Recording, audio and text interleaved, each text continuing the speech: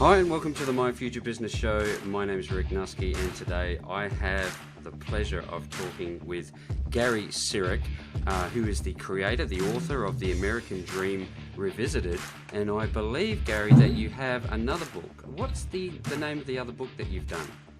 If your money talked, what secrets would it tell? Wow, this call could go, I believe, almost anywhere. There is just so much we could look at. I received a promotional copy of The American Dream, and thank you very much for that, Gary. I love this book. I've got to say, I do a lot of book reviews, and if you don't mind, Gary, I'll do a review of this book and put it on YouTube. And what I found is that the approach is very different to most books that I've seen in the past, Gary, and I'm very interested how it came about that you created each chapter to talk about perspective. Well, it really all happened because of a very strange happenstance at a coffee shop.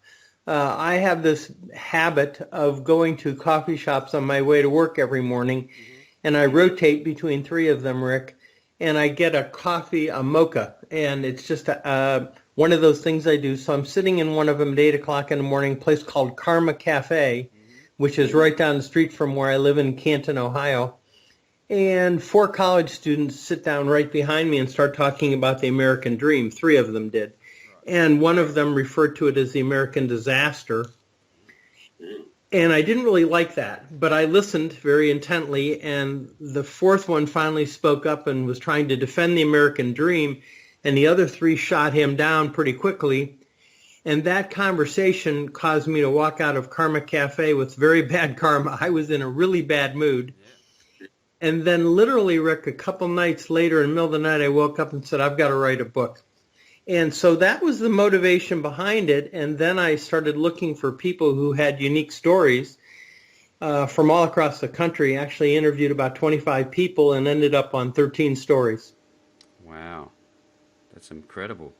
I noticed on the back cover of the book a fairly significant name here, Dan Sullivan, who is the founder of Strategic Coach, gives it a bit of a review on the back cover there. I mean, this is no lightweight book. How long did it take for you to author this book? About a year and a half. I just kept playing with the stories and playing with the people and trying to decide and getting rid of ones and finding ones that were better. So it took easy a year and a half from start to finish. And is this like an amalgamation of a number of different people's experience that you've compiled into this book? Is this how this all came about, or is it your own stories only? No, it's all about other people. And what I did is I interviewed other people, Rick, to find out what their American dream was and their story and how they came to live in this country in some cases and where they grew up and what circumstances they grew up under. And really, it was more about their lives and what they were into and how they got to where they got to. And I picked a very wide variety of people from a lot of different backgrounds. One of the things that we like to do is we like to fold one layer back and not necessarily talk about the topic. We like to explore the people behind, in this case, the book and the business. And I hope you don't mind. I'd like to sort of find out a little bit more about Gary and what Gary likes to do in his downtime. Do you have downtime? Oh, I have some. Absolutely. I like to go for walks. I like to play golf. I like to read. I'm a huge baseball fan. Righto. So I have season tickets to the Cleveland Indians, which is about an hour from my home. And I like to go to the mountains and hike, and I like to do conversations like this, which I've been doing a whole lot of them since I wrote the book. Yeah, it's fantastic, and it's a real privilege for me to connect with you. And I've done a bit of research and I've looked through your website, and it certainly seems that you're quite busy. We're not bored. Bored. There's no boredom in my life. Yeah, well, you get I guess one crack at this life, don't we? You've got to make the most of it.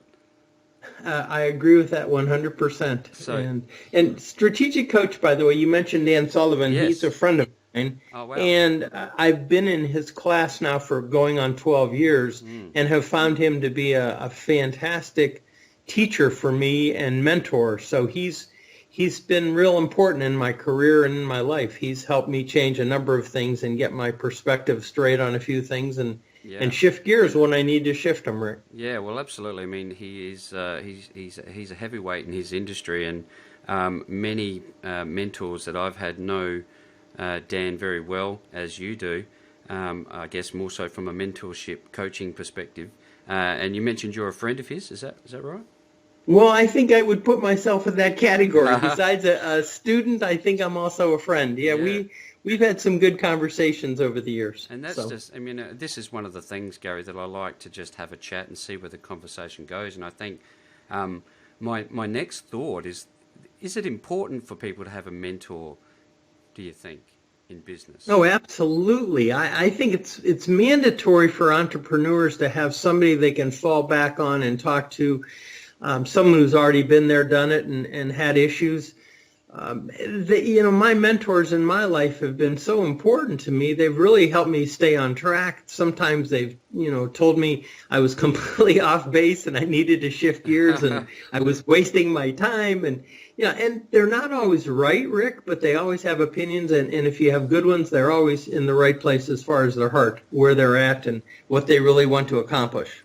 Yeah, well, absolutely. That's great feedback. And for our listeners, Gary, his professional background is as a financial advisor, author, and speaker. Now, with your speaking engagements, do you? How long have you been doing that part of what you do? Well, I probably started that maybe 6-7 years ago and started doing some motivational speaking, and then spoke around my first book, If Your Money Talked, What Secrets Would It Tell?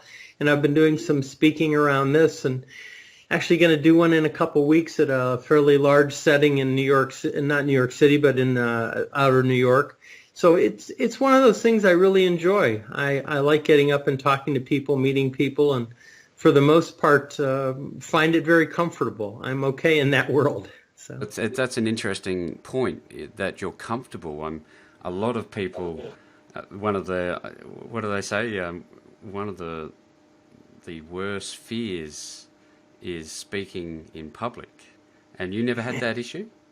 Oh, hell yes. I had it really bad in the beginning. I was scared to death. Oh, wow. Oh, I used to, the first time I ever had to do this, literally I hyperventilated, went in the bathroom and found myself a paper bag or whatever, just trying to catch my, I was freaking out completely. Well, so this has been a slow process. It wasn't an overnight success. But, despite the fear, you did it anyway. And I think that's a pertinent thing for entrepreneurs who want to, get on stage and start talking about what they can do, is just to, despite the fear, take the action, do it.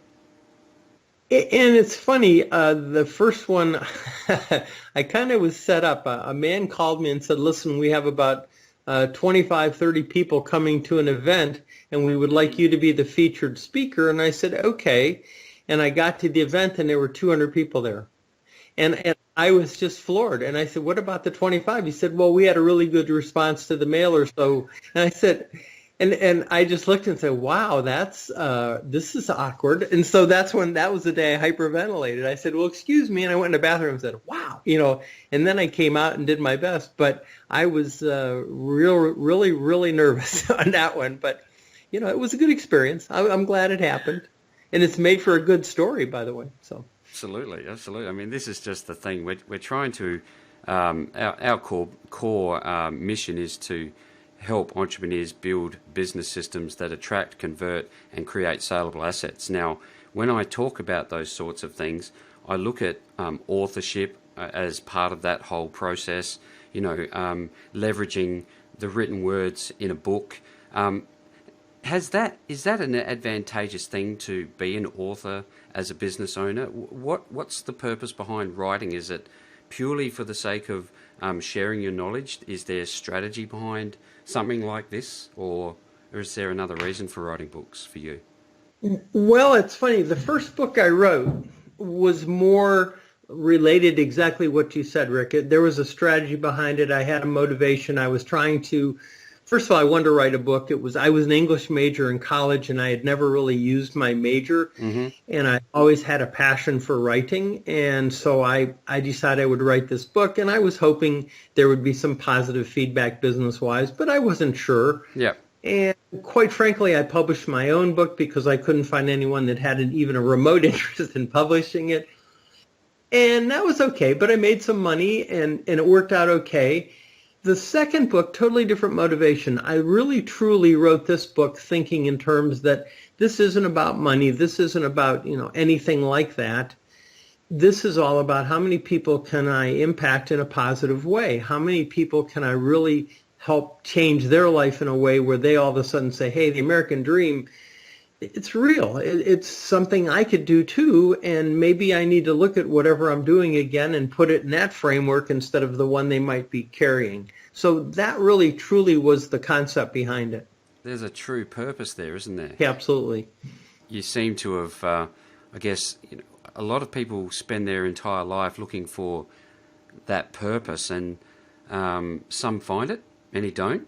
And it's a real credit to you, this book, and I can feel the passion that's come throughout the pages, and the story was it was crystal clear. It took me on a path, and I understood. As an Australian, all I simply did is switched out the American dream for the Australian dream. There are similarities throughout this book. Do you think this is a global reaching story? Well, now that you're calling me from Australia, yes, I'm in. So, I did in a lot of ways because I've been interviewed by someone from England, and I've had a couple conversations with people from Canada, 3 of them actually. And what I'm finding is that it's much more universal than I really thought of when I was writing it. That really wasn't something I had even given any consideration to. But as it moves around the universe, I'm finding out that people seem to really like it in other countries and relate. And it may be called the American dream, but could be anybody's dream. Yeah, well, that's pertinent, I think, because our audience is global. And, I think if you don't have a copy of this book, you certainly should contact Gary to get your hands on it. But we'll talk about that in a little bit. Gary, I'm interested in philosophy, business philosophy, life philosophies, about mindset, attitude, how you maintain your health, that sort of thing. What's some of the key philosophies in your life and business that you live by? Well, one of them is I really like routines, and I'm very set in my ways in some regards, but not so set that I'm not willing to change and take on new projects and new exciting things. So part of it is figuring out who you are and what you really want to do in your life, and I think that's huge. And so many people I come across, Rick, and I'm sure you have too, aren't very set in what they really want to do. They don't have defined goals. So my number one thing philosophy-wise, and I tell people this all the time, is you really need to know what you want to have happen in your life. You need to really have something out there. And once you have that, then it's a matter of deciding what's the best way to get it and what's a course of action that you can take. And I find people don't really have that in their life, a whole lot of them. But as I work with entrepreneurs, they have an idea, but they may not be set in concrete. And I really like at least the beginning of a form of what really has to happen if you're going to be successful and what would success look like. I just like to build those models. And that's what I've done with my own career. And it's been a slow process. It's certainly not an overnight success. It's 30 years of doing the same thing, working on it, refining it, and making it better. And writing these books has actually been a positive thing for me because I've had great conversations with people wrapped around them. Yeah, well, it seems to me that it dovetails fantastically well into the book. But also, just something you mentioned about how it's taken that many years to, I guess, hone your purpose and work towards it. This is about persistence and consistency. How important is that for you? Do you fall off the wagon occasionally? Do you need to step back and go, look, this is just overwhelming? Oh yeah, sure, about weekly. Well, Yeah, it's about once a week I say, "Wow, why am I doing this?" No, it's funny, but sometimes I just have to regroup yeah. and take some time, take some vacation, get some downtime for me. And absolutely, something will happen that just crushes your confidence and you say, "Wow, I didn't see that one coming." And then you kind of lick your wounds and start over again. As a friend of mine said, you're allowed to mope for about a day. And he said, and then you have to go back to work. And I said, okay, so that's about right. Yeah, you can. And so, yeah, I think that's all part of the learning process. And I think you can't appreciate your wins if you don't have losses, and you can't appreciate your wins if you don't have failures. Mm. I think you need both of them to become very successful, truthfully. I remember on that very topic, on that very point, when I used to work in a manufacturing role many years ago, and I said to my boss, and with all best intent, I intend to have a few failures today because that's the only way I can learn. And I remember his response was just pure horror. But the reality is, how does anyone learn? Is essentially through mistakes, isn't it? Oh, totally. If you don't screw up, how do you know what's good? So how do you celebrate your wins if you don't have losses? I mean, if it was a win every single day, everything you did, it would be pretty boring. I Oh mean, yeah, in reality, and so you have to have them. They're not. Are they fun? Of course not. Are they exciting? Sometimes, but mostly what they are is learning tools, mm. and that's really how I see them. And sometimes I wish I didn't have to learn so much, Rick. Yeah. But the way this works, so. That's life, isn't it? Every day you wake up, there's another opportunity to get on that bike and learn some more. Yes, So, very true. are you in a like a promotional phase at the moment for your new book? What's happening with that?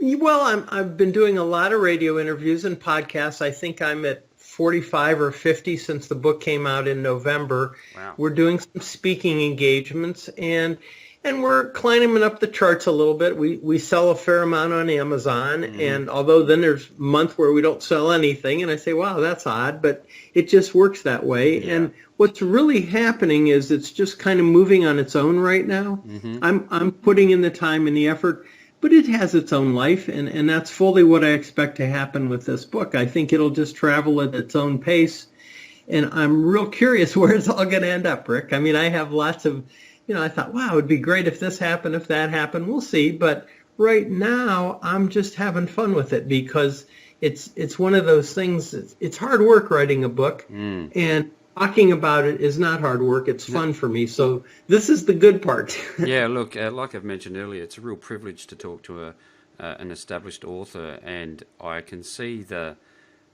struggles that so many people who start out with the best of intent to write their own book, their own story, and get it out there, they don't actually get across the line. That's a real shame. What would you say to people that are in that position that still have that that passion to write a book? What I realized is that I couldn't sit down and, because I'm not doing this full time. It's just almost a hobby of sorts, although a pretty serious hobby, I got to say. Yeah. I had to break time away and spend time really writing, and I had made up my mind that I would write 2 or 3 days a week, and it'd usually be in the evening, and I would sit down and I would just sit at the computer and I would write stuff, and I'd look at what I wrote, and then I'd throw that away and start again. But it's really persistence. You hit it before. It's a battle of persistence and forcing yourself to sit down and do this and sit down and do it. Yeah. And when you're done, all of a sudden you have a book. And that's really what happened with mine. I wrote the chapters and I read them and I went through them and edited them, and then I gave it to real editors. And by the time I was through, I realized I'd written something that I was happy with. Yeah, it's a credit to you. I just can see you there on the day that you come to the realization that you had completed this and it had come full circle. How did you feel that moment when you had the first hard copy in your hand? I had probably the biggest smile I've seen in a long time. And the cover was done, everything. I mean, it was just very cool. Yeah. And I really think I think for about a week, I don't think I broke my smile once. It just was one of those things where I just said, whoa, this is really good. And I think I went to sleep with a smile and woke up with one. It's a really good feeling. And it's not an explosion of, all of a sudden your book came out, it's going to be amazing. I'm not John Grisham or Lee Child or some famous author. I'm Gary Sirak. No one really knows who I am except my mother. And so, it's one of those things where, so that doesn't really happen. And people that are authors I've talked to, that fellow authors, and I say, well, I was so disappointed my book came out, and they said, what about you? And I said, no, I didn't expect anything to happen, so I was pretty good. Yeah. And they'd look at me and say, really, you didn't? I said, no. I said, I kind of realized that this wasn't going to be some amazing explosion, and, I was going to go to the top of the New York bestseller list. I said, that's not going to happen. I said, this is, if something does happen like that, that'd be wonderful, very cool, but reality says that's not how this really works. Well, so. We always try to focus on giving takeaways, valuable takeaways for our audience. And the thing that I could take away from that is to think about the end of that journey. If you're looking or an aspiring author who's just about to pick up the pen or start typing, think about that day, that moment where you go through those processes and you feel that joy. That's got to be payoff in itself, and those with I guess little expectation of fame and fortune certainly won't be disappointed, will they? Absolutely not. And that's really how I felt, Rick. You described it. You hit it right on the head. So, yeah, fun. It's fun and hard work and a real sense of pride when I was finished. I mean, it's just one of those things. As I look and say, wow, I've written 2 books in my life. I have a third one I'm kind of working with now in my brain. And I feel really good about that. Yeah, well, look, I look at the American Dream book and I think what's important is I don't think it crosses borders, it crosses countries. We're human beings, we have the human condition, we all have aspirations, we are challenged today in today's societies with all number of different things of which we won't go into any depth, but they are real challenges. But keep that dream alive is what I would say, regardless of where you are across the earth, and get yourself a copy of The American Dream Revisited. But before we share about how you can get that, Gary, I looked here in an editorial pack that I received, and it talked about books of my life. I love reading, and it seems that you do too. What are you What are you currently reading at the moment?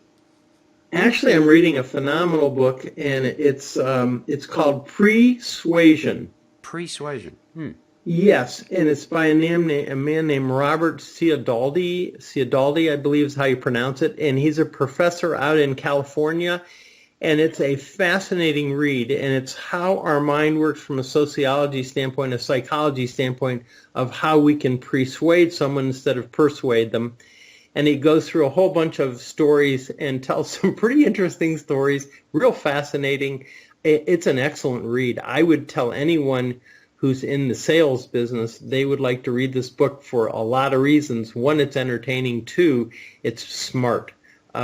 This man has his act together. So I've been reading that, and I'm also reading a book on public speaking. There's a book called The Masters of Public Speaking, and it's really a chapter from about 25 different speakers. It was written probably 25, 30 years ago, and I found it in my library, which I had picked up many, many years ago, read probably 20 years ago, and have been rereading it, and it's interesting. Something that was written a long time ago about public speaking is so proper and germane today. It's perfect. Yeah, it seems that a lot of the principles don't change. Tactics might, but principles rarely do. Do you agree? And that's what that's. So those are the 2 things I'm tackling right now. Yeah. So. I also noticed that there seems to be a good balance between fictional books that you're involved with and business-related books. How important is it to actually just step away and relax and just enjoy a book for the sake of a book? Oh, I love doing that. In fact, I keep track of every book I read, and I've been doing that for probably the last 10 years, Rick. And I try and read one fiction and one book that's relevant to my business or something that I have an interest in. And really, I love the fiction books because I'll read Lee Child, I'll read some Jack Reacher stories, or I'll read something. There's a Robert Parker, and he writes about a character, Spencer for Hire, who's in Boston. He's a private detective, a fascinating, excellent writer. He just passed away, and someone picked it up and has been writing in his style. I have that sitting on my desk. That will come up soon. So, yeah, I think it's great to be balanced. I think you got to be balanced in everything. I think if you're all business, you're pretty boring. If you're all fiction, you're not in reality. I think you just need to have a little bit of everything. I'm a big proponent of that. Yeah, well, that's an incredible takeaway because, so often we see, the bias between, coming back to, the 80-20 rule is that 80% is all work, makes you a pretty dull person if you only have that little 20% of time to, play and relax and enjoy your family, whatever it is you like doing. So, getting that balance is critical.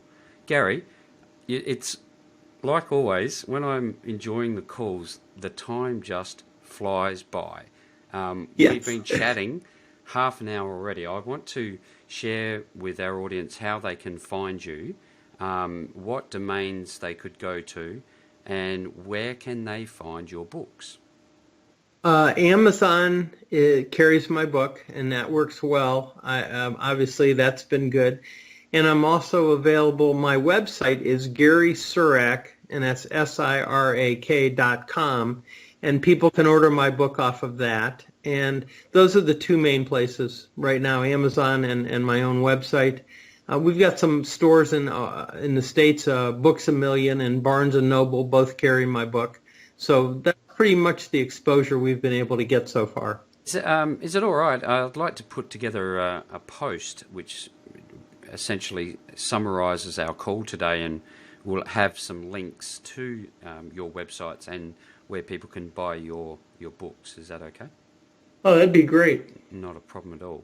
Well, look, Gary, it's just been absolutely fantastic, and I would love to invite you back in the near future to talk a little bit more specifically about other parts of your business, because I suspect we could talk for hours. Good. So, I'm pretty sure that's accurate, Rick. I'm thinking the same thing. I said, considering you and I have never really met each other other than we've had a wonderful time chatting, and I'm thinking, we could be talking for quite a while. I could go get a cup of coffee and we could do this for a long time. But yes, I would love to come back on. All right, so for everyone who is listening, below this post you will see some links. Definitely go out and check out Gary's books, The American Dream Revisited, and his earlier book, If Your Money Talked. Gary Sirak, it's been an absolute pleasure having you on the show today, and we will catch up with you again soon. Perfect. Thank you, Rick, and you have a great day.